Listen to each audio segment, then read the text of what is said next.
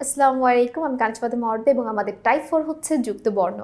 যুক্ত বর্ণ নিয়ে অনেক বেশি ভয় স্টুডেন্টদের মধ্যে কাজ করে, সেজন্য আমরা একটু যুক্ত বর্ণের টপিকটা সম্পর্কে জেনে আসি, তাহলে আমাদের জন্য এটা সহজ হয়ে যাবে। দেখো, আমাদের বাংলায় যুক্ত বর্ণ, একাধিক বর্ণ যুক্ত হয়ে যুক্ত বর্ণ তৈরি হয়, এটা আমরা জানি। তো আমাদের এই যুক্ত বর্ণকে দুইটা ভাগে ভাগ করা যায়, ঠিক আছে? দুই ভাগে ভাগ করা যায়, একটা হচ্ছে স্বচ্ছযুক্ত বর্ণ আর একটা হচ্ছে অস্বচ্ছযুক্ত বর্ণ।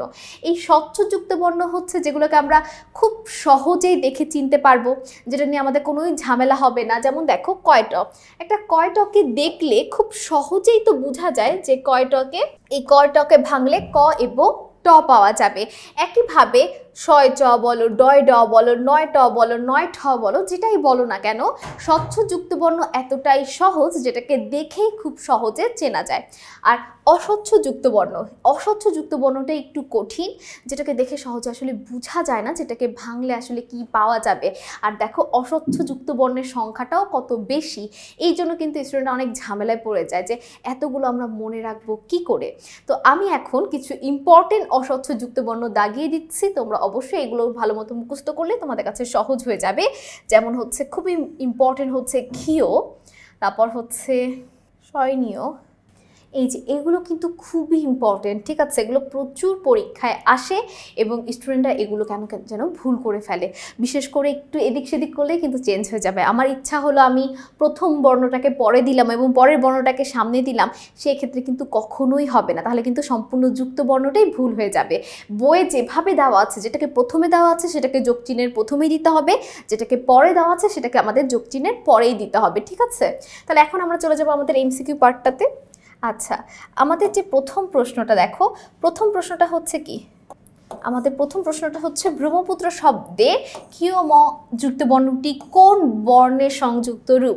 আমি মাত্র কিছুক্ষণ আগে যেই কয়েকটা যুক্ত বর্ণ দাগ দিয়েছি তার মধ্যে কিন্তু এটা সবার শেষে ছিল, তোমাদের কি মনে আছে? সেটা উত্তরটা কি হবে? হ যোগ ম।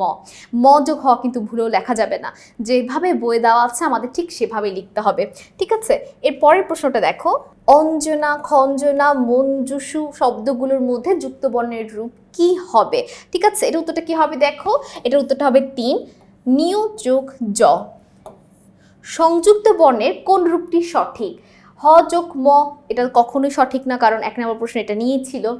হ যোগ মূর্ধন্য, ক যোগ স, এটা দেখেই বোঝা যাচ্ছে কিন্তু, তাই না? এর উত্তরটা কি হবে? 4, কারণ এইটা কিন্তু সবার প্রথম, যেটাকে আমি মোস্ট ইম্পর্টেন্ট বলেছিলাম, কারণ এটা কিন্তু আমাদের বোর্ড বইয়ের একটা এমসিকিউ, এটা খুবই গুরুত্বপূর্ণ, ঠিক আছে?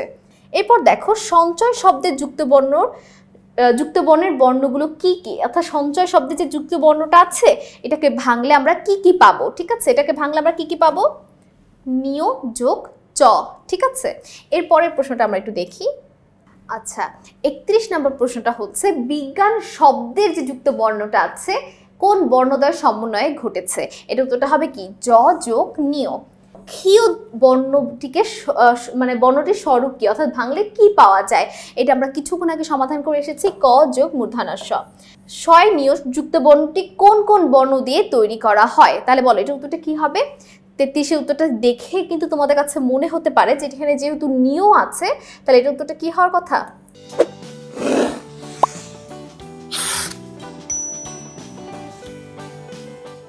আচ্ছা দেখো, 33 উত্তরটা দেখো, এটাকে দেখতে তোমাদের কাছে মনে হতে পারে যে এখানে যেহেতু নিয় আছে তাহলে উত্তরে আমাদের সযোগ নিয় হতে পারে, কিন্তু এর উত্তরটা কি হবে? সযোগ মূর্ধন্য। নিচের কোন জোড়াটি যুক্ত বর্ণের রূপভেদকে প্রকাশ করে? মাত্র কিন্তু আমি বলেছি আমাদের যুক্ত বর্ণকে দুইটা ভাগে ভাগ করা যায়, একটা হচ্ছে স্বচ্ছ আর একটা হচ্ছে অস্বচ্ছ। নিচের কোনটি সঠিক? এখানে আমাদের নিচের কোনটা সঠিক দেওয়া আছে দেখো, দেখেই তোমাদের বোঝার কথা।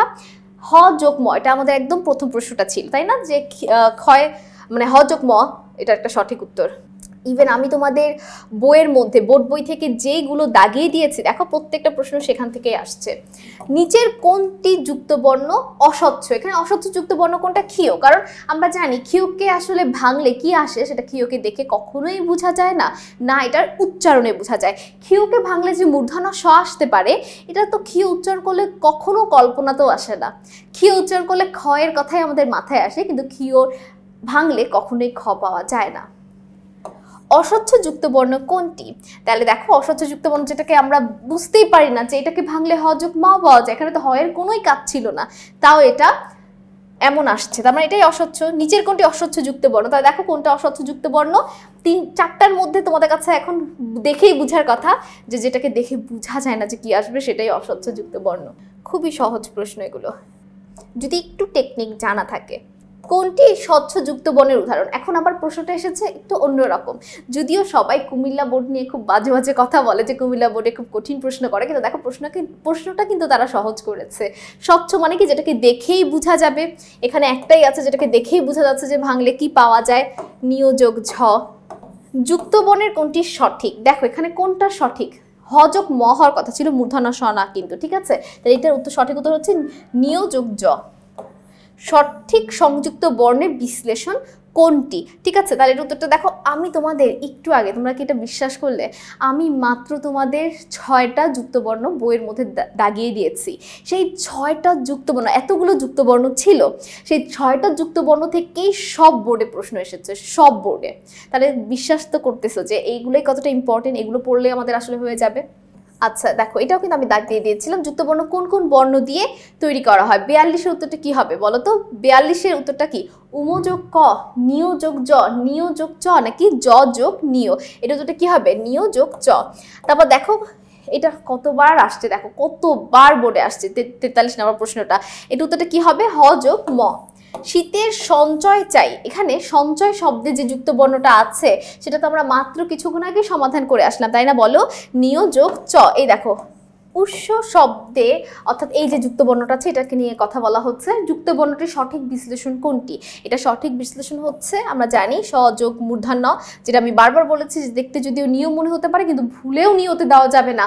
অনেকেই আছে তাড়াহুড়ায় ঘ নাম্বারটাকে সঠিক উত্তর দিয়ে ফেলতে পারে। যুক্ত বর্ণ কত রকমের হয়? অবশ্যই 2 রকমের, স্বচ্ছ এবং অস্বচ্ছ।